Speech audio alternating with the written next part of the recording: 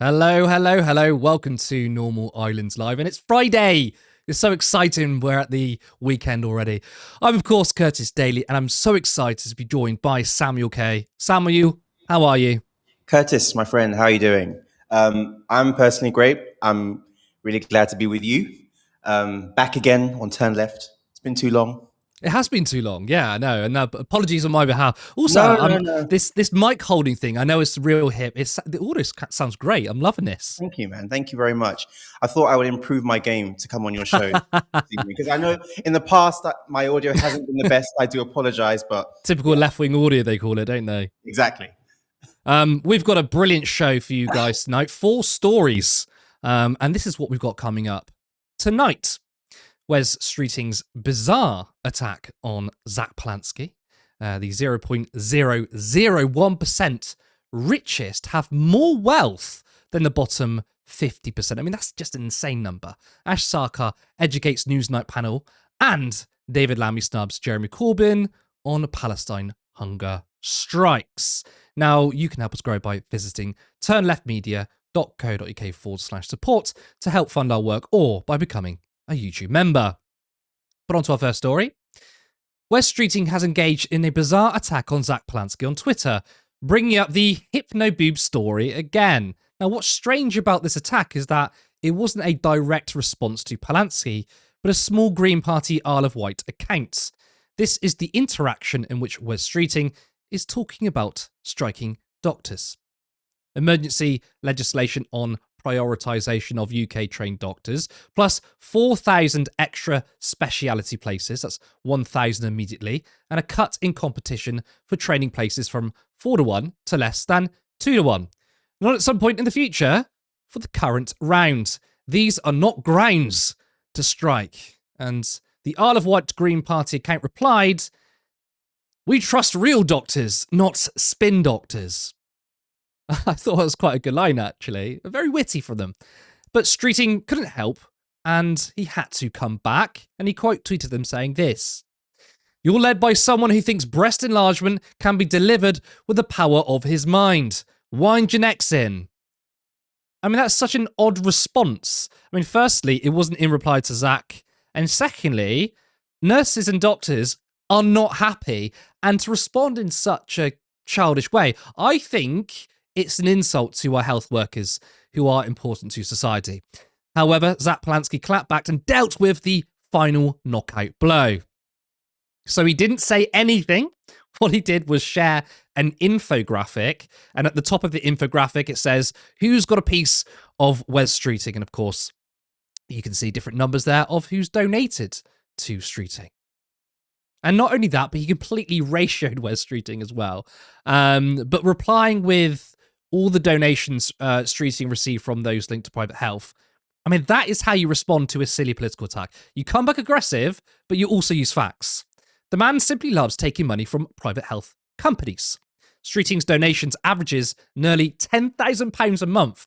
He's taken 58 grand in support since July 2024. More than 60% of his donations since 2015 came from private health linked sources, bringing his total from such interest to £372,000. And that's the most important part about all of this. Streeting is a puppet for private healthcare. He's always been a big proponent of NHS privatisation. Back in 2023, he said that Labour would hold the door wide open to private companies. Now, many Labour MPs deny that they support NHS privatisation. One of the excuses they give, or like to give, is that they support free at the point of use. So it's not privatisation. This is Rosie Writing sparring with Zach Polansky on Channel 4's The Forecast.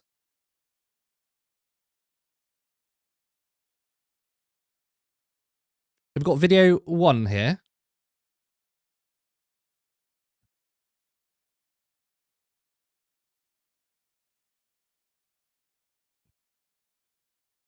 Odd.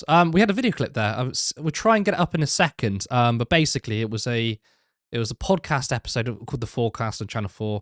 Zach Polansky saying the Labour Party have privatised the NHS, and Rosie Writing said, but we don't support privatisation because we support free at the point of use. But the point is that privatization doesn't mean free. That's a ridiculous argument. Privatization means selling off contracts to private companies, and that was the point Zach Plansky was making. I mean, look, I don't think that Labour have a plan to end free at the point of use. However, I wouldn't be surprised that a future Labour government would oversee the dismantling of free healthcare. However, that's seemingly unlikely since we'll probably never see a Labour government again. But writing, again, is conflating two things. Free at the point of use and privatisation. Something can be privatised and still be... something can be privatised and still be free. So it doesn't matter if the NHS is free at the point of use. It was all dominated by Virgin Care. Now, our railways, for example, are nationalised apart from the rolling stock, yet it's not free. Does that mean it's still privatised? No. I mean, the quality of our MPs is so shocking. So much for high-quality Labour candidates. Do you want to try and get that video up again? Okay. Samuel, then. I'll ask you first about Wes Streeting. What do you make of his attack against Zach Plansky? I mean, it's very desperate. I mean, it's very self-apparent that Wes Streeting has no ideas other than to continuously privatize the NHS, seemingly. So it's not surprising that he's like lashing out. But I guess it's just a pattern of behavior for Wes Streeting. When you're void of ideas on how to actually improve the National Health Service and listen and be responsive to what nurses and doctors are saying, what in the top of his mind is the priority is, like you said, that quote, literally holding the door open for privatization. So, I don't think much of Wes Streeting. As you can probably tell, I think that he's someone who is very easily led by money and wants power and position. And ultimately, I think that he will lose his seat in the next election. I think it was it Liane Mohammed who was going after his seat last time. I think whoever's going after his seat next time will win because he's not liked. He has no real constituency, and if he keeps on talking like this to people and to health workers and doctors, it's obviously not going to end well for him. Yeah, I think you're right. It's Liane Mohammed who went for him. I mean, we'll park Wes Streeting for a second because I wanted to talk about NHS privatisation. I mean, I said you saw that clip. I think we might have the clip in a second, actually, and we'll go to it in a minute. But in that clip, you got Rosie writing, Labour MP, conflating free at the point of use of privatisation. We know they're two different things. So do you think these people are deliberately misleading people on what privatisation means? Or are these people actually so dense that they believe it's the same thing? Look, I wouldn't put it past any of them to be particularly dense in certain matters, but I think you're absolutely right that the main thing here is privatization by stealth. We've seen this over the years where they say, oh, well, you can still have an appointment, right? You don't have to pay at the door. And I think what we as the public should be educated on as a response is the increasing contracts that are given to the mates, or usually the mates of these politicians, to come into the NHS for one thing or another, whether it's things like cleaning contracts, whether it's getting more of our data. The end goal is the enrichment of a small group of people and their shareholders at the expense and rising costs and shittier service, if you will, for everyone else. So I think they are absolutely aware of what they're doing. It's privatization by stealth.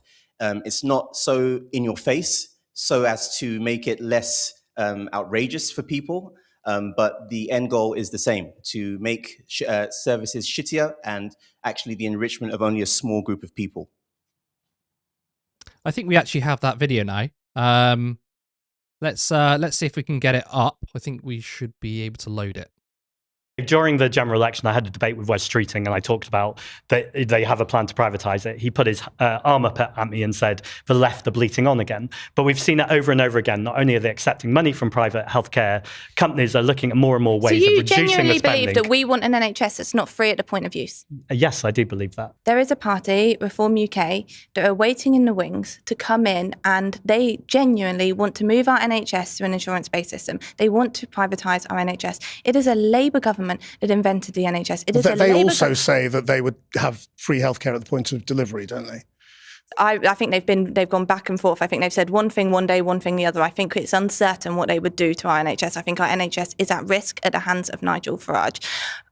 It's a Labour government that created the NHS. It's a Labour government that's increased investment in the NHS. It's a Labour government that's got our waiting times down. We promised 3 million appointment, we've delivered 5. I think it is dangerous when we know the risks that are waiting in the wings with Nigel Farage and what he would do to our NHS, that you say that a Labour government is privatising the NHS and doesn't want an NHS free at the point of use. That is against our DNA. It's against what I stand for. Are you giving more contracts to private healthcare or not? I don't personally, I don't know the details, and I think you could look at all different aspects of healthcare and talk about them all separately. So do you think we're reducing contracts for private healthcare? That a Labour government will always have an NHS that is free at the point of the use. It can be free at the point of use and it can still But that's not privatising the NHS. Well, ultimately it is, because it means that we, as the public, are being ripped off because the money that is going to those private healthcare companies... But that is not the same as what you just said. You said Labour want to privatise the NHS. Well, that would be privatising. You'd literally be giving it to private companies. You said that Labour don't want an NHS free at the point of use. I just asked you, I said, does Labour want an NHS free at the point of use? And you said no. I think that's where they want to get to, but where we are right now is we are seeing the privatisation in terms of the active verb, you are privatising the National Health Service. Isn't it so much better when you can just watch the video rather than me trying to explain it? It's wild, isn't it? I mean, I think she forgot her own argument because she said, look, this privatisation is not free at the point of use. And then Zach quite literally explains it is. I mean, Keir Starmer told us that he wanted a high quality or a cohort of high quality Labour MPs. And that was the excuse to just boot out the left. Have you seen any high quality Labour MPs since 2024, Samuel? Not seen high quality Labour MPs in a long time. I don't think any of us have, unfortunately. We respect those pockets of resistance that are out there, but in general, what we see is a Labour Party who is more aligned with big business interests, and this goes exactly back to the West Streeting, private healthcare point. It's this stealth privatization. So that Labour MP was sort of trying to play dumb, if you will. I think that it's a bit more insidious than it looks. I think she's actually playing dumb. The point isn't that right now you have to necessarily pay for an appointment. The point, as we said, is that these contracts are being given to private companies for a health service that was, when envisioned, to be a completely public endeavor, something that was taxpayer funded and for taxpayers, not this sort of private public partnerships that we've seen, you know, with obviously Margaret Thatcher and the Conservatives are a lot more explicit in the way that they go about privatization. But I think when you have the Labour governments like Blair, this private public partnership, they try to, you know, coat it with some sugary, flowery language. But, you know, the end goal, as Zach was saying, is the same. You have more influence with these private companies in our health system. Quite disgusting when they say, like, well, it was Labour that created the NHS. Well, it could be Labour that can destroy it. You know, you can't use that excuse forever. But you're absolutely right. But let's move on, because it's getting 10 to 8. We've got another 3 stories to get through. It's a packed out show. Global inequality has exploded, with the richest owning more and more. We are at breaking point. Now, this graphic shows the growing gap between the top and bottom over the last 30 years. Notes the drastic increase between the top 50 people. There is an increase in wealth across the board, but the poorest are only receiving 2 to 4% of growth compared to 8.51%. Sorry, did I read that right? 8.51% of the very richest. Yes, I thought I read that wrong. Now, economist Thomas Piketty has revealed the World Inequality Report of 2026, which shows that the top 0.001% have 3 times as much wealth as the bottom half of humanity. Today we are releasing our World Inequality Report. The general result is fairly clear. Inequalities persist at a very extreme level throughout the world. Here are 4 figures in order to illustrate this fact. Look at this figure.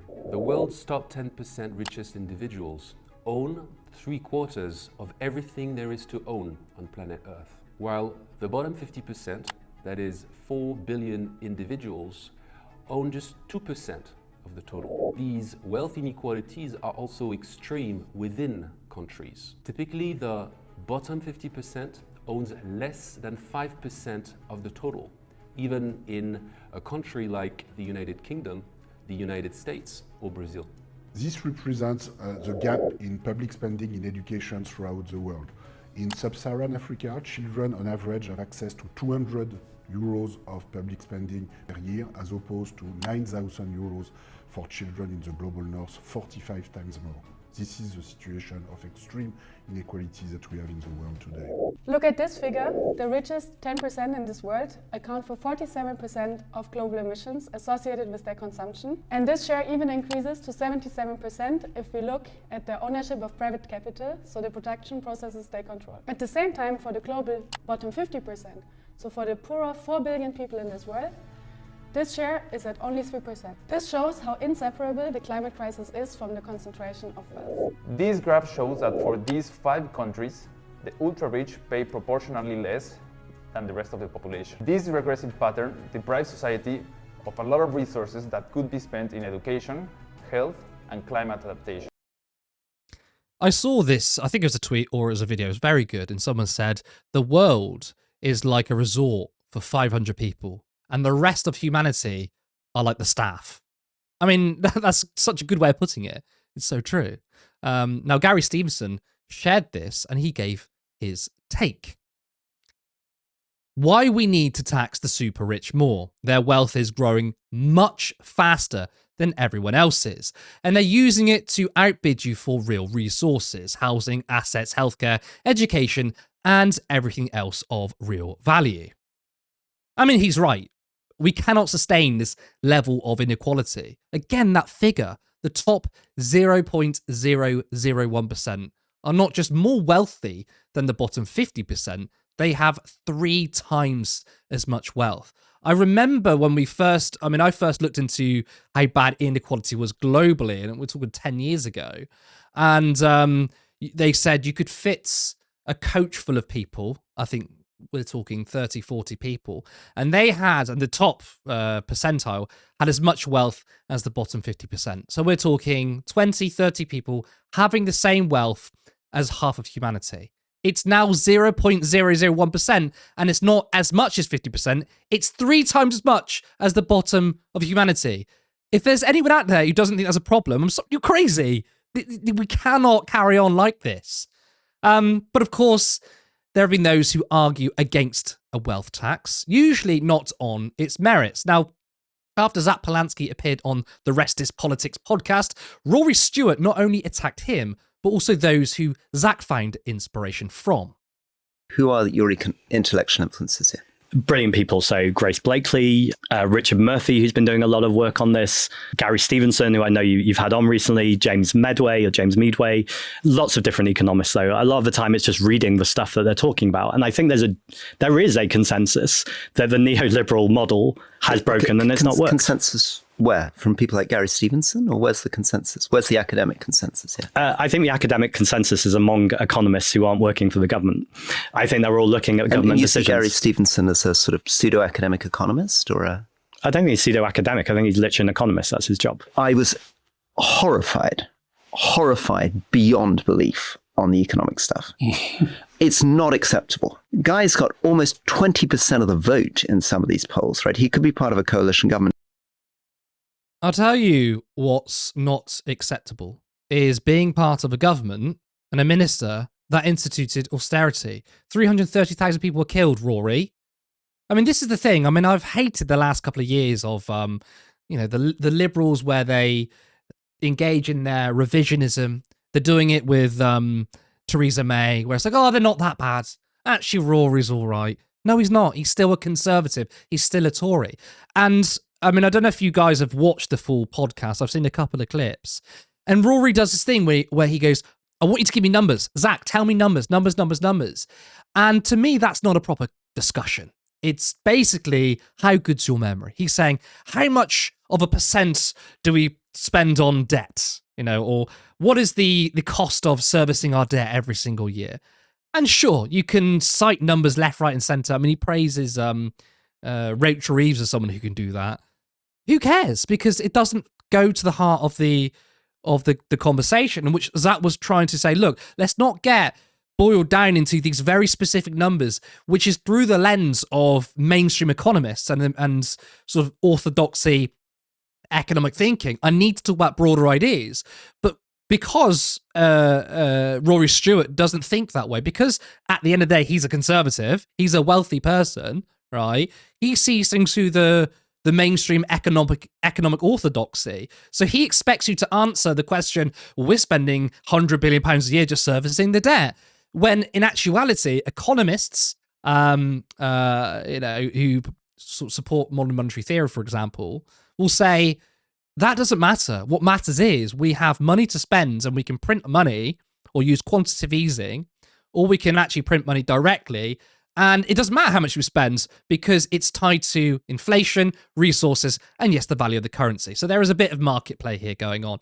But Rory doesn't understand that. I think it was also really bad the way he denigrated the sorts of people that Zach Polanski took inspiration from. Now, granted, Grace Blakely isn't an economist. She's never said she's an economist. She's a Marxist who analyzes the political economy. That's still a very important job or role to play in society. You need people criticizing economics. You need people criticizing the mainstream economic theory. Richard Murphy, right? Yes, he's an accountant, not technically an economist, but that doesn't mean that either of them don't understand the economy. Anyone can learn. But for Gary Stevenson, he said he was a pseudo-economist. Sorry, Rory, I mean, are you an economist? Do you have a PhD and a doctorate in the economy? I think he's got a philosophy degree. That's it. Now, I didn't even go to uni, by the way. I'm not saying that having a degree or a certificate makes you smarter. I don't think it does. It certainly shows skills, of course. But you don't need to have a PhD in economics to talk about it. But it just so happens that Gary Stevenson does. In fact, he has two master's degrees in economics from the University of Oxford. Now, look, why would Rory Stewart have a strong visceral reaction? I mean, he was in that clip saying, I'm horrified. I'm absolutely horrified. He didn't have that same reaction when it came to Nigel Farage's quotes when he was at school, anti-Semitic racist comments. I mean, he spoke about it, but did he respond in horror? No. So why was he horrified? Simply, it's a class thing. Rory Stewart is a conservative.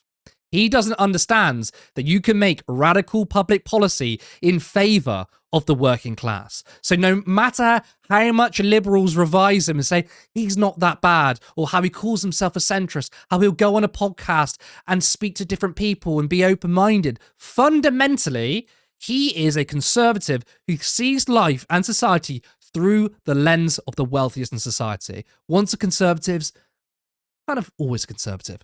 Samuel, this level of inequality is unsustainable. But is the Green Party's policy of a 2% wealth tax actually anywhere near enough of what we need in order to rectify this?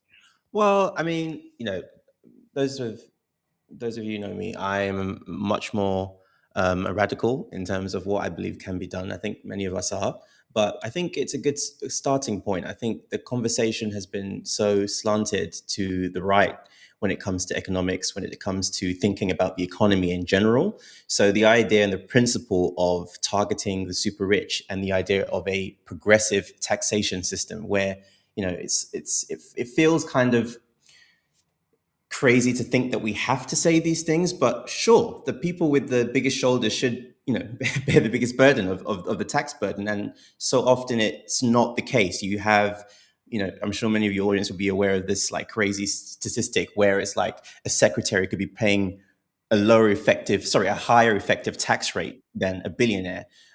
So that injustice in the system is built in. And I think that what Zach is addressing is that inequality, and the 20% in the polls, or maybe even higher now, is a function of basically people saying, yes, that's what we want. For so long, the conversation has been gatekept by a certain faction of the right, which is to say that, no, we can't spend, the proponents of austerity, very fiscally conservative when it comes to fixing issues that deal with working people's lives, but all of a sudden very fiscally reckless when it comes to bailing out the bad decisions of corporate Britain, if you will. So, yeah. Yeah. Look, I think for me, it will be kind of crazy for the Green Party to say we're going to have 100% wealth tax. It's not something that I disagree with, by the way, but to go to the electorate and try and say that's not going to work. So, from my understanding, it's kind of putting that on the agenda. You know, let's talk about a very small wealth tax. It's not going to make a radical difference. In fact, it won't make much of a difference, right? But I think when you move the Overton window and try and put these ideas into the public realm, people then accept it, and then yes, in 5-10 years' time, let's say we do have a wealth tax. Hopefully, the conversation won't be whether we need a wealth tax or not. The conversation will be how high should a wealth tax be. I mean, that's how the Overton window changes, right? So I do hope that it's going to be higher. But I think going back to Rory Stewart, I mean the way he patronizes people. I think even when Gary Stevenson went on his podcast, he was so patronizing because one thing is definitely true. Gary Stevenson is a working class person. Well, he's not working class anymore. He's a multimillionaire trader, but he came from a working class background. He's got the accent, proper Cockney accent, you know, the London accent. Rory Stewart is simply just a very posh person and speaks posh, right? That's where he gets his accreditation from. People take him seriously because I'm Rory Stewart and I speak very properly. But you can see even in today's standard, the classism is there. I mean, what do you make of Rory Stewart just being so utterly patronizing? Well, I think actually you made a good point earlier with how it was very disrespectful approach from Rory's point, where he was sort of hitting him with numbers. Well, how do you know this? Well, about what's the number about this? What's X? What's Y? What's Z? Well, actually, in conversations like this, sometimes, yes, okay, it's good to deal with facts and figures. But then also, I think he was just trying to do a gotcha moment and not actually engage in a meaningful discussion about the economy from someone else's perspective outside of this small conservative faction, which has held on to the keys of the Treasury for, should we say, 4-5 decades now? Certainly since Margaret Thatcher. This move away from Keynesian economics to this sort of holistically privatized economy. And I think that, like I keep on referring to, this rise in the polls is a reflection of a thirst, a genuine thirst for an alternative, because it's been going on for so long. People's wallets aren't getting any better, and constantly they're seeing that they're super rich. And I think it's important in these discussions. I don't know what you guys think. Maybe it's a strategy thing, but you know, when you talk about tax the rich, I do feel that some people who are, I don't know, let's say 80,000, 100 grand, you know, maybe even up to maybe like a small time millionaire might feel, whoa, you know, this is, you know, I'm not making that much or whatever. And now obviously we'd all disagree. I think that's a lot. But, you know, these taxes, as I understand them, are aimed at the people who are basically dragon hoarders, I call them, that basically have hoarded the entire sections of the economy to the point where money isn't flowing down, it's just being kept. And the injustice, of course, as everyone knows, is that, you know, the rich get richer because by design, if they put their money in, and as I heard this said the other day, if you just put your money in an account, $1 million in a year, how much interest is that? If you have 10 million, if you put that in a bank, how much interest is that in a year? If I'm a poor person and I haven't got capital to begin with, if I put my measly £20 investment, how much interest am I going to make on that in a year? So I think those injustices are baked into the system. And I think that Rory's approach was totally wrong. I think he was trying to do a gotcha moment. And I think that people are seeing through that now. Oh, 100%. It was a gotcha moment, because I think if you were to have an intelligent conversation, you want to discuss ideas, and especially if Rory Stewart's so open-minded. But it was a gotcha. I mean, look, if you were to ask me what's the debt right now and how much we're spending on servicing debt, I won't know, but I can just go on Google and find out, and there we go. There's your answer. But it's also not understanding that Zach Polanski will have advisors around him, right? So even if he doesn't know a specific number, it's not catastrophic that you would have a prime minister that doesn't know a specific number. You get experts around you. So it was was definitely a gotcha. I definitely can link this to Karl Marx. Thankfully, anytime I can, I will. What you were saying, the point you made about the point you were saying about if you have £1 million, you stick it in the bank and interest accumulates on it, you make loads more money. If you've got no money in the bank, you won't make much money.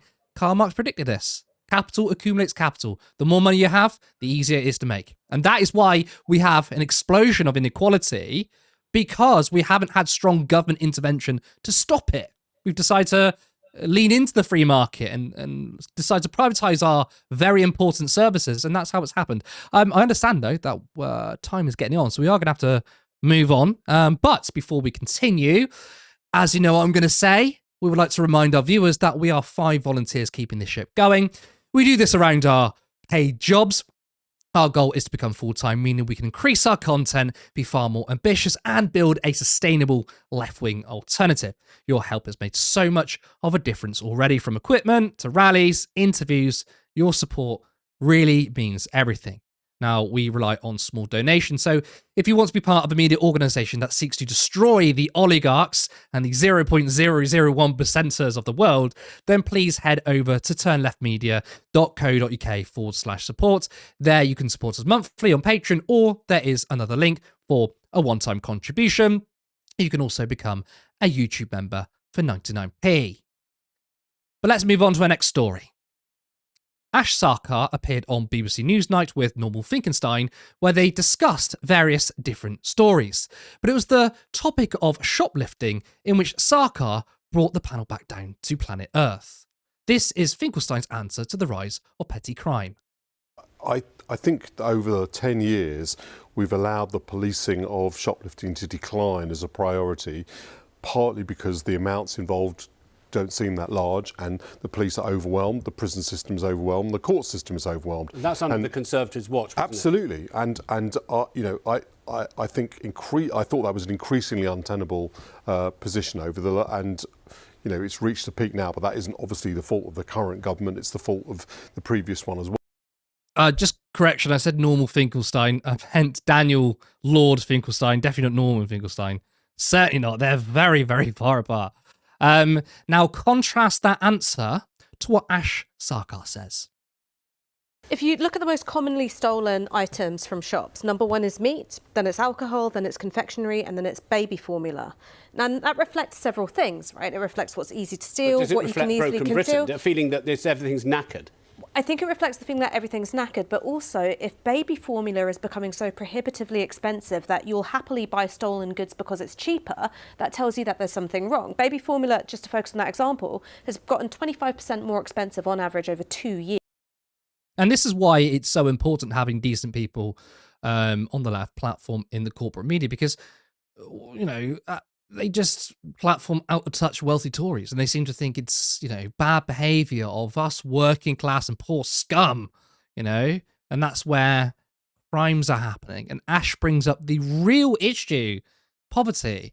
I mean, the reactionary response is always to say, we need to look at policing. It's always to show the muscle of the state rather than look at the root cause. I mean, the stat about baby formula is absolutely astonishing. Now, from my experience going to the supermarket, you know, I'm seeing security tags on basic foods. I'm seeing it on meat and cheese.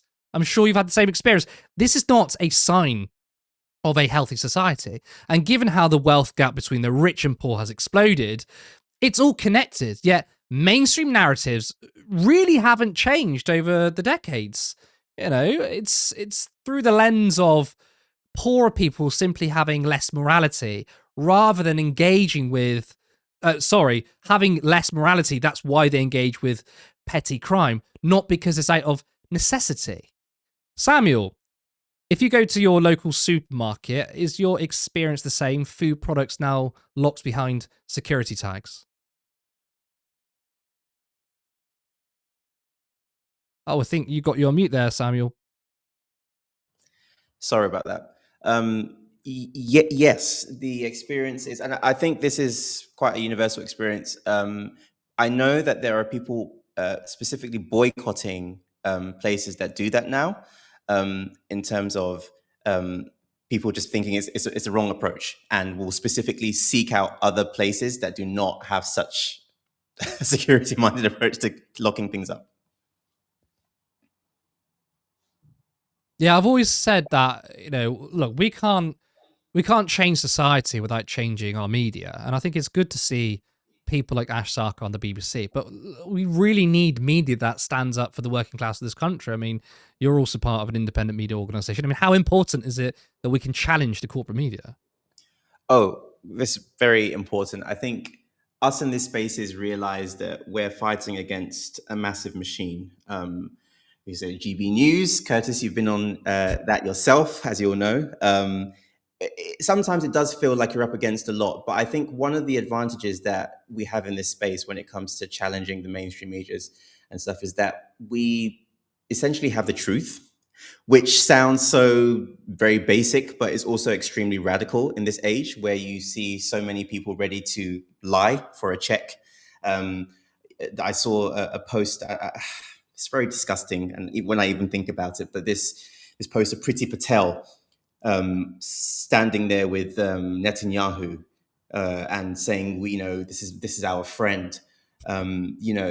It goes to show you the depravity in our system. So in a media ecosystem where that isn't seen as like so terrible, our line where we call truth, where we hold truth accountable, power accountable rather, I think that is what sets us apart and ultimately will give us those like views, the numbers. I mean, for example, think about this summer and Defend Our Juries and the excellent work they've been doing. I was lucky enough to, be working with Greenpeace at the time, and we did a lot of work in conjunction with other organizations and activists who confronted would sit there with the signs saying they support Palestine action, and they oppose genocide. And the numbers on some of those videos were just insane. And I think it shows that people want the truth. They know that they're not necessarily getting that from outlets like the BBC and CNN or whatever. I think it was in the news this week that they're going to try and do some merger now with some more news networks. It's just a continuous cycle. So our advantage in this space is our ability to speak truth to power. And I think more people are seeing that. I think people know what I'm going to say. Support independent media. Right? It doesn't have to be turn left. Many others are available as well. But it's so important that we take on the corporate media. Let's go on to our final story of the evening. As the hunger strikes of the Palestine Action activists continue, the heat has been rising for David Lammy. After claiming that he had no idea about the hunger strikes, he has now declined to meet with Jeremy Corbyn, with whom one of his constituents, Amu Gib, is one of the 8 strikers. The Secretary of State for Justice said, "Considering the ongoing proceedings, it would not be appropriate for me to meet with you to discuss the situation in any greater detail."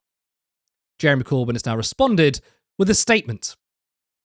"Thank you for responding to my letter of the 19th of November yesterday. Though I am grateful to have finally received a response, I am dismayed by the lack of urgency regarding the hunger strike of 8 people, many of whom have been hospitalised.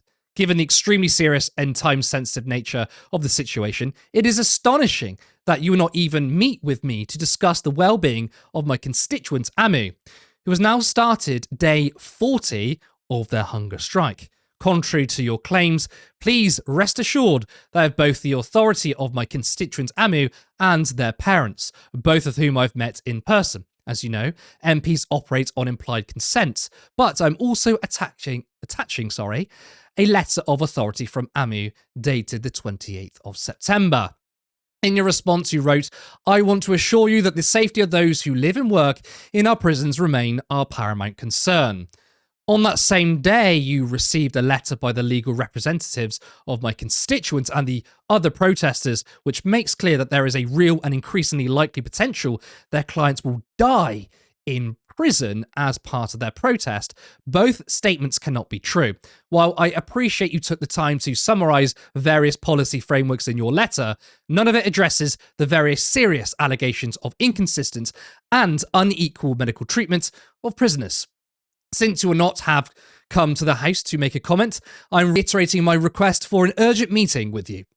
I would also welcome the presence of Wes Streeting. As you say, healthcare in prisons is the responsibility of the NHS. Now that you are aware of the status of the hunger strikers, I trust that you will treat the correspondence of those of us writing on their behalf with the urgency the situation warrants.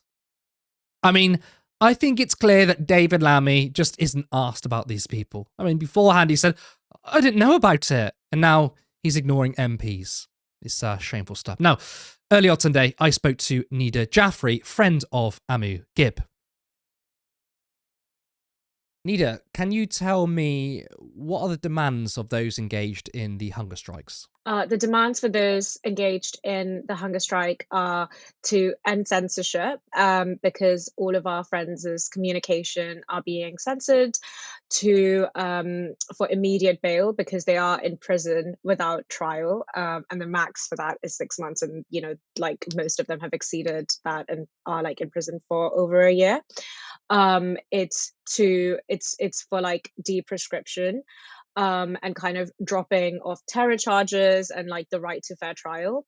That kind of is all encompassed into one, because they will only receive fair trial when the government can kind of reveal their unredacted documents to do with their dealings with Albert. That would help the case. And it is to kind of ensure that we show UK's complicity in the genocide by stopping Albert contracts that the government has. How is Amu Gib, and can you tell me anything about theirs and also the other strikers' treatment from HMP Bronzefield? Yeah, absolutely. I can only speak for HMP Bronzefield, although through this process of campaigning as a loved one with others' loved ones and families, I've gotten to know everyone else's kind of treatment in prison as well. Obviously, prison is not the ideal place for anyone, and as that stands, the kind of healthcare is pretty negligent in it. It's incredibly scary to have our friends on day 41 today in prison because whenever they would need to go to hospital, for example, for their hunger strike, things like that, you don't know if these prisons even have 24 hours healthcare. Like, you don't know if they when our prisoners do go to hospitals, we don't know where they are. We don't know which hospital they're at. Sometimes, I mean, previously there's been a case with Kessa where Kessa went to hospital and the prison changed the next of kin of Kessa to the prison. So Kessa's like next of kin wasn't informed. Sometimes our friends need kind of vitals checked every day, and sometimes they lose their kind of blood pressure machine, or they forget to take their bloods.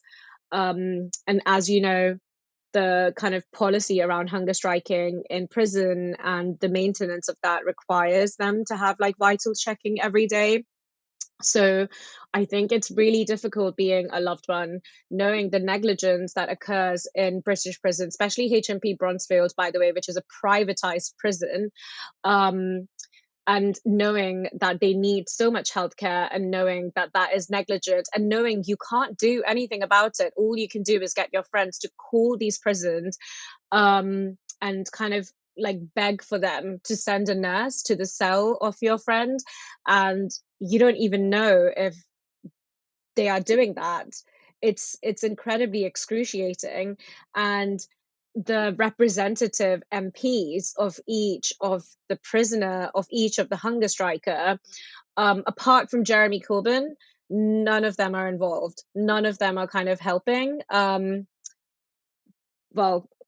Like most of them aren't helping. I can even name them: Sarah Jones, Ellie Reeves, Navenda Mishru, Barry Gardner. Even though he was there in Parliament with friends and family, he hasn't really signed the early day motion. He hasn't really reached out to anyone.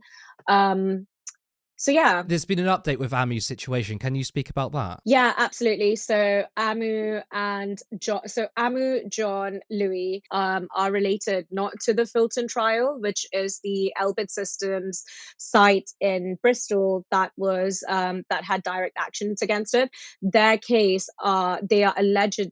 like their case is allegedly related to the RAF Bryce Norton, which is an RAF site with the 2 planes that were used for Gazan massacres. 600, around 600 spy planes were used given to Israel to commit massacres in Gaza, and red paint was kind of found on those planes. So their case relates to that, and those co-defendants applied for bail, and their bail has just been denied. This is this is a development that I've just heard of because we had court hearing today.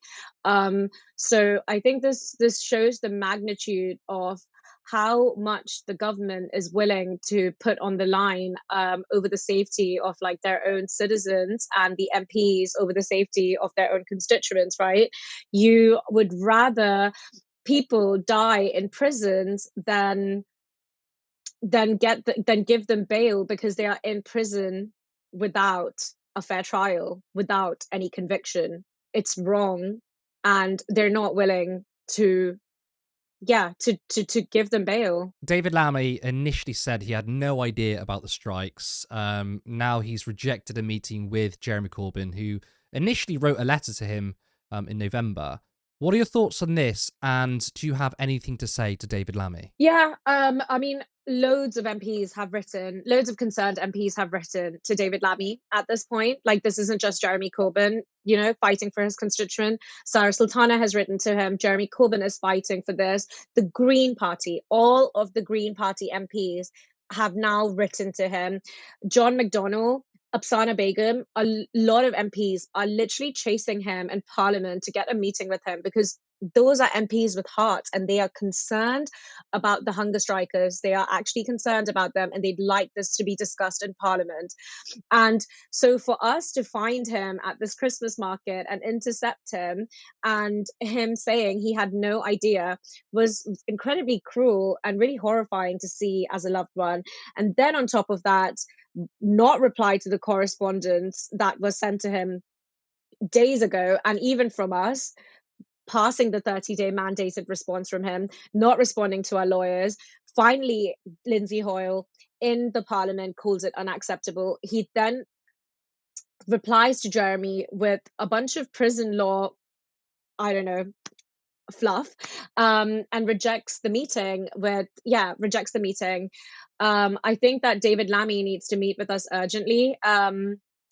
I think that he is really ignoring, or like choosing to be deaf to, the mass kind of movement that's building for the hunger strikers, because again, we aren't asking for much. We are asking for bail, which should be given to people because they are in there remanded without a conviction, and we're just asking for the complicity of the UK to stop in the genocide. It's crazy that we've lived through a genocide, and we have lived through it with no full arms embargo on Israel. If we look at the gravity of that, I think people understand why the hunger strike is happening and why it's taking place, and why it's, it holds so much weight.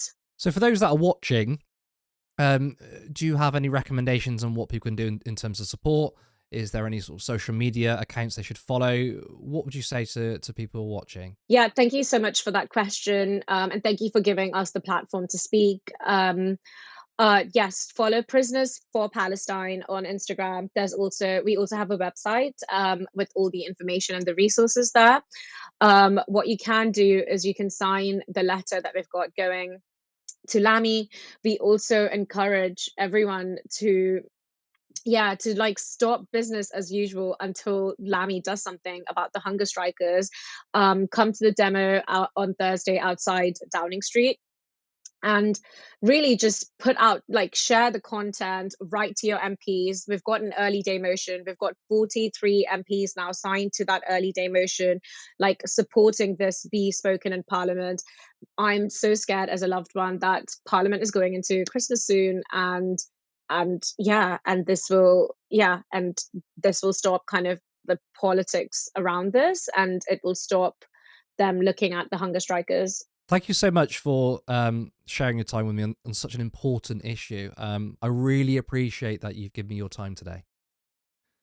That was Nida Jaffrey, friend of Amu Gib. Let's go to our comments and bring in our producer. Hello, Callum. You should be with us. Hello, I certainly am. How are you both? Very, very good. Yeah. Yeah. Cool. So, comments. Let me have a look. I was going to go to the super chats, but we've not had any today. But that's okay. That's all right. We do regularly, and we're always grateful when we do get them. Let's have a look. So, back to the attack on Zach Polanski. Graham said, I would trust Zach's hypnosis to provide healthcare versus Wes's buddies in private healthcare, to be honest. Which I always think is... I mean, I definitely would. Because I tell you what, if there's one person I don't trust when it comes to healthcare, it's Wes Streeting. I think we got people telling you to turn your volume up, Callum, if that's possible. Oh, really? This happened last time. It's fine. I'll just get closer. How's that? Autumn Leaves as well. Wes acting way too tough for someone who almost lost his seat to a complete newcomer. I mean, that was Sammy. That was who you were referencing earlier. It was Liam Mohammed. That's 500 votes. That's right. 500 votes in it. He was very, very close to losing his seat. So it can be done. I mean, I heard that he is not going to go anywhere. I heard that he's going to try and run in that seat again. And of course, polls show that Liam Mohammed will win. And if Wes Streeting were to replace Keir Starmer, I mean, there's no chance in hell, especially if he were to replace Keir Starmer, no chance in hell they let him run in that seat. No, they'll move him. They'll parachute him into somewhere else. Because that would be incredible. Becomes Prime Minister, next election, Liam Mohammed beats him, and the first ever sitting Prime Minister to lose their seat. Yeah, couldn't happen to a worse person. Arthur Bumblefoot as well has said, it's Blair all over again. Waiting lists and such all come down, but PFIs went through the roof. This isn't sustainable in the long term. And it was interesting, I thought, hearing, was it Rosie? Rosie, the Labour MP. Yeah, hearing her, she couldn't say to Zach Polanski that Labour are not privatising the NHS. All she could say was, we want it to remain free at the point of use. And as Zach rightly pointed out, that doesn't mean it isn't being privatised. But the fact that she was unable to actually even say to him, well, no, that's just complete nonsense. We do not want to use private companies. We do not want to privatise the NHS. She could sort of skirt around it a bit, but she couldn't say it directly. I think that shows exactly what Labour are up to, and the Labour MPs know that that's what Labour are up to, which is why they can't defend it and why they have to stick to that free at the point of use line. Interestingly, when it was put to her that Nigel Farage has always claimed, because he has, that reform would keep the NHS free at the point of use, because reform play exactly with the same textbook that Labour are playing with at the moment when it comes to this. They say they want it to be free at the point of use, but then they introduce privatisation through the back door, or they start outsourcing different services to private companies within the service. But they use that same argument. Yeah, but we'll keep it free at the point of use. But when that was put to her, she immediately was like, well, we're not going to believe that. I wouldn't trust Reform. I think our NHS is going to be in terrible hands with Reform UK. But, we can't trust a word they say. But they're doing exactly the same thing as the Labour Party. I think that's, Sammy, where you're right there. When, you said that Rosie is just lying. I mean, it's a mix between, are they lying? Are they that thick? But I don't think you can be an MP and not understand the difference. And when she said, we're not privatising the NHS, it's still free. I think, Sammy, you're probably right there. It's complete dishonesty. Yeah, I tend to lean that way. I think that, like you said, a lot of these people are quite intelligent people. And I think that they've made a conscious decision to side with capital and private interests. And I think that's reflected in the private meetings that they go to. And just as a side, you'll know that I did some work this week on a video about Rachel Reeves having proudly calling herself a Zionist at a Labour Friends of Israel annual I think conference or dinner or something. And it's kind of vile when you think about everything that's happened and everything we've seen, to then proudly call yourself Zionists. So yeah, I mean, I think these people have definitely made a choice. Yeah, I mean, they've made the choices which is easy for them, side with power. It's the difficult, and that's what when they say we make the tough choices. You're not making the tough choices. Going after powerless people and siding with global capital, siding with genocidal states. That's the fucking easy decision, right? You'll get money for that. You're getting looked after for that. The hard decision is standing up to these people. It's a choice. You're right. Yeah, Absolute choice. 100%. On the wealth inequality, Jamie Alice has said, we've all played Monopoly. Every game ends with one person owning everything, and then the board gets flipped. That is the inevitable conclusion of capitalism. Yeah, I wonder if I forget the woman's name who made the game, because obviously it was proving a point about capitalism. But I wonder if they designed it to be so frustrating that you do flip the boards, and that's part of the analogy of capitalism comes crashing down. Because I know how people get so pissed off, but maybe they were so smart. They're like, we're going to make this so annoying that when everyone wins, someone flips that board and gets really angry, and that's the entire market destroyed and system coming crashing down. We actually completed a game, probably the first time I'd ever played it right to the very, very, very end. This was a number of months ago now, to the point where there was 4 of us playing, and by the end, it was literally that one person had absolutely everything. The rest of us were already out of the game, and when we totted everything up, we went as far as totting up the final total and everything, and the difference was just insane. And everyone else was so frustrated, and the people that those of us that had gone out early in the game, it was just pissing us off, because it was like, well, everyone else is doing really well and we can't even play anymore. And it is designed to reflect that, because actually the huge difference in wealth that my friend who actually won the game that we were playing had compared to the rest of us is still tiny compared to the difference in wealth and inequality that we've covered on the show tonight. That figure of those at the very top having 3 times more than the combined wealth of 50% of everybody. Like, it's so insanely large that it's not even. I don't think people can compute it. Zach does this brilliant thing where he talks about 1 million minutes versus a billion minutes, and how 1 million minutes would take you back to yes, is it like 2024 or something like that? It's only like 12 months ago or something like that. I think it was only a few months back. But a billion minutes would take you back to times gone by. I can't remember the exact decade, so I don't want to. I'm ruining his analogy here, but it's like the Roman Empire or something like that. So far away. I just googled the game, but I think Arthur Bumblefoot. Arthur Bumblefoot beat me to it, but I googled the creator. The creator's called Elizabeth Maggie, but the game was initially called The Landlord's Game. That was the original title. It just goes to show, doesn't it? Yeah. Sam, what have you got any thoughts on this, Samuel? Just on the Monopoly analogy. Oh, you're on mute again. Oh, you're mute again.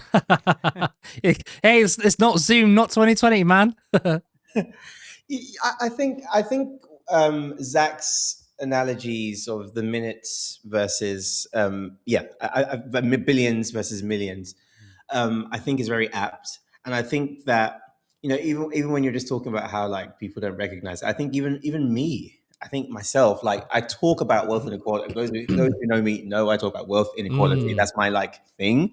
But even sitting here, sometimes I struggle to comprehend like just how much power they have, and it obviously it makes sense. But yeah, when you have billions, it's really a different world. For example, I was reading about I think her name is Denise Coates. She's the founder of Bet365, and I was reading about some of the stuff that like she does in terms of her lifestyle, and apparently like taking like having a child have a helicopter to school. I mean, it's just a completely different world from anything that we experience, and I think people really need to understand that this is very dangerous. This kind of inequality is dangerous. Yeah, go ahead. Yeah, I think you're right, because even when going through those figures, you can't picture it, right? I can say it's an astonishing fact that 0.001% of the richest people in the world own the bottom 50% times 3, right? They're large numbers. But when you tell someone that, I still think it's hard to comprehend. What does that mean? And I do think using visual analogies are very, very powerful. And yes, the difference between a million and a billion is absolutely insanely large. It's huge. And I don't know. And I don't think you're stupid to not know how big of a difference it is, because until someone showed me visually or using an example, I wouldn't have known. But it's insane, which is why I think the left project for the foreseeable future needs to be abolishing multimillionaires. And I know it's radical. People will balk at that. People think that's crazy, but I think if we get people to understand the difference between a million and a billion, we can win on abolishing billionaires. I often hear people say, that try to argue on the other side of the wealth tax thing, and there was a recent video that I saw going around again of it was Charlie Kirk actually talking about how how does somebody being rich or somebody making money make somebody poorer? If I make more money, that doesn't take money away from you. And in practical terms, if you've got £100 and I've got £1 million and I make another £1 million, you've still got £100, right? But obviously, it's the fact that it's the gap of the inequality that grows, and with inflation and everything else, things become more expensive. That £100 is worth less when the other person now has 2 million instead of 1. It's a basic understanding of economics that even I am able to understand, and it's just convenient for people to miss that, isn't it? When talking about things like wealth inequality. Just on the comments that were made in that interview that we showed, Rachel said Zach should have been better prepared, but Rory is being an absolute tit here. You mentioned, Curtis, about how he can't be expected to remember numbers and figures necessarily, and obviously we'll have advisors. Excuse me. I'm just interested to hear from both of you. How important do you think it is that politicians are really on top of the detail when it comes to facts and figures? And obviously, he got a bit of grief, did Zach, about the debt versus the deficit thing. Now, he didn't not know what it was. Like, he corrected himself immediately. Yeah, that was so dishonest from Rory, saying he doesn't know the difference between the debt and the deficit. No, he just tripped up on his words. But how important do you think it is that politicians are over these figures when they're in interviews? Because historically, and I think I'm as guilty of it as the next person. I think we give politicians a lot of flack for not being over the details sometimes.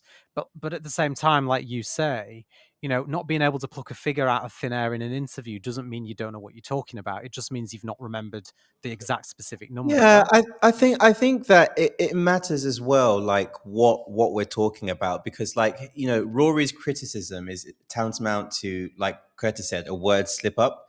But actually, if it's something substantive, like, for example, the Tories, we used to go and we still go at them and reform for not knowing basic things with regards to like their own agenda, for example, their own economic agenda. So I think that it was very clear that Rory was just trying to get like clippable moments that weren't so substantive. He got it. Yeah, they weren't so substantive in their critique. It wasn't necessarily like, oh my God, this person doesn't understand anything about economics. It was more so that I'm throwing like 7 or 8, excuse me, I'm throwing 7 or 8 different things at you at once, and I want to trip you up, and maybe I'm going to get you on one wording issue. Yeah. Yeah, I'm going to say the opposite. I don't think it matters at all. I don't think it matters whether a politician knows specific details, because again, it's about the team you have around people. Like, you don't, when you vote for politicians, even in like America, if you vote for a mayor or a president, you are voting for them, but you're voting for the team around them. You can trust the team to get the right figures. But once again, actually, yeah, you're right. But once again, though, with Rory sort of coming out and like he didn't know this and that. It takes 2 seconds to Google a particular figure, and this is what one of the real gripes I have with the mainstream media is that they love to trip up people. They do it all the time. Jeremy Corbyn couldn't think of certain figures at the top of his head, and he's on his iPad trying to scroll through, and like, oh, it was a car crash moment. Diane Abbott gets numbers wrong, of course, when it comes to Diane Abbott, because she's received so much abuse before, she still gets stuck with that, even though a Mayo MP might fuck up. I mean, like, no one talked about Jeremy Corbyn that one time he stuffed up his numbers, but they always do it with Diane Abbott, so she gets the worst of it, right? I mean, and just very quickly on that point, it was notable on that very week, if I'm not mistaken, because I was doing clips of that same week that everyone was accusing Diane Abbott of getting her figures wrong. It turns out that Philip Hammond, remember him? Yep. Chancellor under Theresa May, he got his figures wrong to the order of like 10 times more wrong than what Diane Abbott got her figures wrong by. So, and there was, I mean, first of all, do people remember who Philip Hammond was, the average person? Don't know, some guy, some random bloke. Right, but then Diane Abbott, oh, she's got her numbers wrong. Oh, you know, there you go. So just the double standards is it's always kind of the way. it's the black woman not being competent trope, you know. DEI, God, I hear it so much these days. Yeah. Deus Ex has said in relation to Rory Stewart, he's absolutely flabbergasted and perplexed, gobsmacked, one could say, astounded at the loss for words. Can't think of any more posh ways of saying you're shocked. Which made me laugh. Flo Snakes also asked, Gary Stevenson did a vid correcting Rory on his academic qualifications and inviting him to apologise. Anyone know if Rory did apologise? He did apologise. So Gary put a statement on Twitter saying, I mean, he was really nice about it. So I'm very disappointed in Rory. I mean, you should have went at him. You said that it's not that Rory made a mistake. Well, it's not that Rory made a mistake. Rory didn't make a mistake. Rory was just showing his classism because, again, when Gary Stevenson was sat in front of him, he was being so patronising. So to automatically assume that Gary Stevenson is a pseudo-economist, part of that was classism. They thought, oh, he comes from a working class background. He's obviously an idiot. So, but Gary extended the niceties to him, and then underneath, Rory Stewart did say, oh, I do fundamentally disagree with you, but I tell you what, I apologise and take it back for calling you a pseudo-scientist, economist. You definitely have the qualifications for it. So yes, he has apologised, but you know what? These fuckers can say what they want and they can apologise later, but that doesn't matter. The damage is already done, right? Because he's made he said it on his podcast, he's clipped it up, it's gone viral, and no one's going to really talk about that small little reply or a small little apology. Just like when the Sun or the news, any other sort of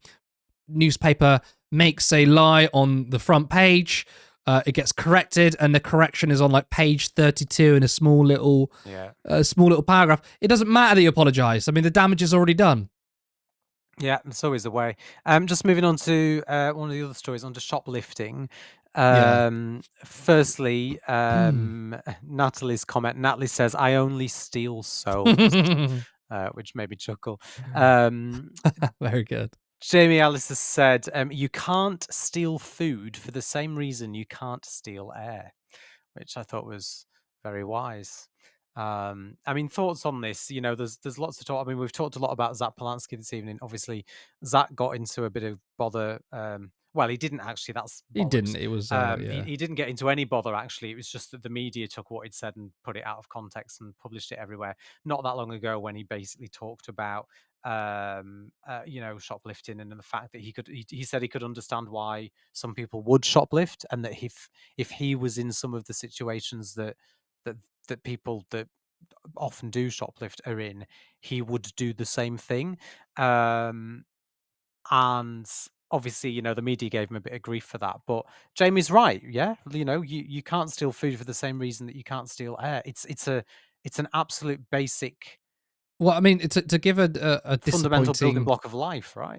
To give a disappointing answer, the reason why, I mean, look, I agree with the sentiment, by the way, because I know what the sentiment is, but because food is a commodity that is still, I wouldn't say scarce, but it's not completely abundant. There's still a finite amount of food, and like air is always around us. You can't physically take air away from someone. Although, if there is a way to privatize air and make it scarce, and then you can sell it back to people, then true. But food and air, obviously, or in air terms premium, of air plus. Yeah, But I know Jamie is making the sentiment argument, which I fully agree with. Like, it's true. It's a human right. It's a need. Stealing food should be like how you can't steal air, because it should be abundant. It should be available to everyone, at least if not free, but extremely Well, cheap. there's a reason why the apple trees haven't been planted in other public parks, you know. Mm. Which is that thing that people have talked about. You know, it's like, well, why not? Because that I know you know people aren't going to survive on apples alone, but it would. There's no reason why we can't have fruit growing, vegetables growing in public areas that anyone could just go and take and eat if they wanted to. But they don't want to do that because if they're not going to sell it, then there's no profit to be made. You know? Well, then quickly, Zach Marsh makes a good point, and they're right. They say clean air is a commodity. It's true, because we don't have clean, abundant air everywhere, because it's been absolutely fucking destroyed by oil industry. It's being destroyed by pollution. So, unfortunately, we might see a world in which, you know, if we don't see the end of capitalism, we're going to see, hey, do you want to get access to clean air? Subscribe now. Get a 6 months free trial with your Netflix that's now owned by Warner Brothers. Then you get your free clean air. Paramount have put a bid in there, actually.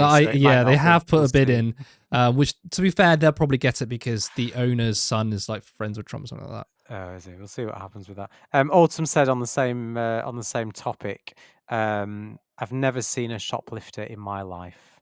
Nor have I, Autumn. And nor has anybody else. We've never seen a shoplifter, nor will we ever see a shoplifter. Nope. I mean, there's nothing, Sam. I mean, there is nothing wrong, and I'm gonna say it. If you're stealing food because you need to, well, it didn't fucking happen. There ain't nothing wrong with that. I don't give a fuck. I don't care if people come at me. People need to eat. Yeah. You know me. I'm quite radical in my views, and you know what you said about growing foods in public spaces. I think that's just, you know, it would be one of those no-brainer ideas, if you will. But unfortunately, we can't have that because the people in charge are psychopaths and don't believe that. Don't. And I think the main point, isn't it, is that if we had that kind of community based situation going on, we would be essentially doing the opposite of what the whole ideology is, which is individualism on steroids, making sure that everyone is atomized so that we don't come together on substantial things and work together. So I think, there is a design purposefully for us not to have these things. True. Very true. Just onto the final story that we looked at. So Edward Sexby has said they're not even convicted. This is obviously in relation to the people currently on hunger strike.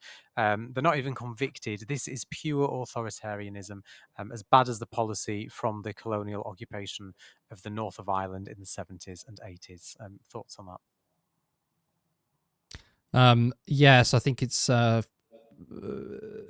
some of them have been denied bail. I think it's Abu, Louis, and John. So 3 of the 8 and 3 of the 4 who weren't part of Filton, they're part of the RAF operation, have been, denied bail, and they have to wait 14 months. So imagine you are, and by the way, they're being treated terribly. Imagine you are being denied a court hearing for 14 months because of some fucking spray paint, because you have a conscience, because you are against a genocide. It's disgusting. Is all I can really say. Yeah, Samuel, do you have anything to add on to that? I know we didn't get a chance to come to you when we covered the story, so. No, not too much, but just to say that, yeah, free Palestine and Free Palestine. I mean, yeah, I mean, I think even with the hunger strikers, with this story, I think that I've been doing a lot of work on it this week, and I can tell you for a fact that online there is a concerted effort to paint the hunger strikers as really rabid criminals, and I know for a fact that I think it's a bot campaign, because I was running a page and I'm looking at all the comments and some of the real vile comments, and I know that there's been some on the left who have been trying to just very quickly, on this point, there's a lie going around at the moment that one of the hunger strikers attacked a police officer with a sledgehammer or something? Yeah, right, a sledgehammer. And that's just not true. That's misinformation. So I think we all have our duty to just sort of like reiterate that this is a concerted effort by nefarious forces to make sure that these hunger strikers are seen in a bad light.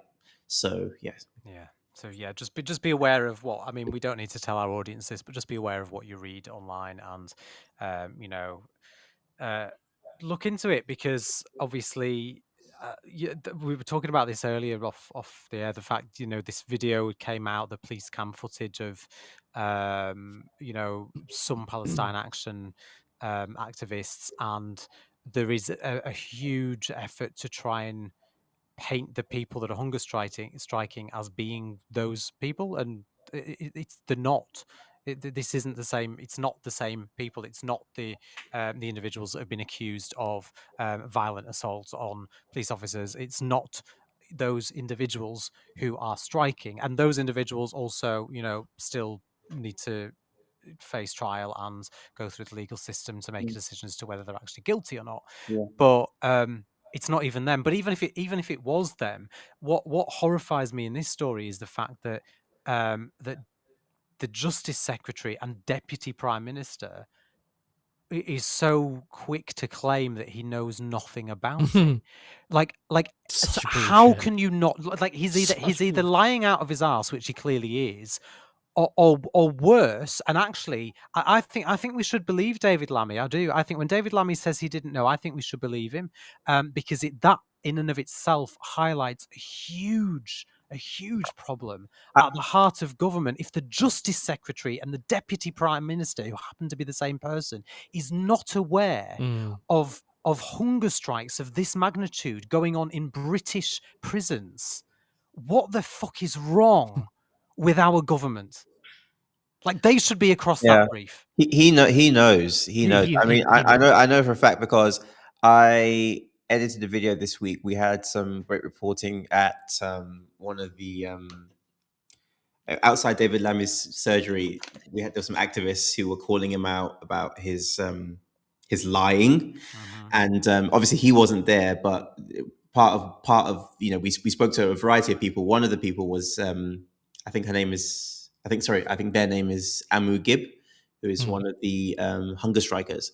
And what the friend said is that do not believe Lammy when he tells you that he doesn't know. That MPs have written to him, that they've spoken to him, they've done so many times that he's lying. But this is also the thing that doesn't make sense in this, right? Is that why lie about it? Because if you claim for David Lammy to say he didn't know about it, for me, that is an admission of something even worse, which is not you know, the people in the positions, the highest positions of power, who should be across this, you know, apparently not knowing about it. So I don't even know why you would lie about it, because to lie about it makes them look utterly incompetent. I think one of the way I see it, I think, is that he is relying on Middle England, because he knows there is a constituency, as vocal and as passionate as we are. He knows there is a constituency in this country that are quite rabidly anti, you know, Palestine. So excuse me, sort of let them starve crowd kind of thing. And I think, and also the enormous crowd of just, I don't care kind of thing. So I think what he's relying on is when he says, oh, I don't know, it's just thinking, well, at the end of the day, I'll rely on Middle England if they're not so interested in it. And I think that's what he's banking on. Yeah, I'm just aware of time, so just to wrap up, we've had some super chats come in since. I think you made him feel guilty there, Callum, didn't you? You didn't have to, but we appreciate it. Rachel's donated $2 and said, "Here's your super chat. Don't spend it all at once." Thank you for that, Rachel. Dominique has gifted 5 Turn Left memberships as well, to Oliver, to Harrier, to Flukazaid and Jay. So thank you for those. We've also had 5 Turn Left memberships gifted. And to Mr. Nick Moody as well. Deus Ex has also gifted 5 Turn Left memberships. So we've got Dan, we've got Dave, we've got Wintergirl, we've got Very Zane, and we've got Crowoath as well, who have received memberships there. So thank you, Deus Ex, for those. And finally, Clara Ross has donated £5 and said, "Thanks again, Curtis. Apologies to all for my disputatious comments. I'm angry, yeah. aren't we all? Love and peace." We are all angry, but we also got good energy about ourselves. I tell you what, I was speaking to Barry Malone, who was our guest with Lewis Aaron on Monday, and he said the Turn Left community, the Turn Left audience, they're so nice. I was like, that's nice to hear, and he said you don't get that everywhere. So, you know, to our audience, guests are knowing, guests are understanding how nice you guys are because we've got a really good community. Sorry, Samuel, I cut you off that way. No. I was just agreeing with you. I just said Turn Left community is where it's at.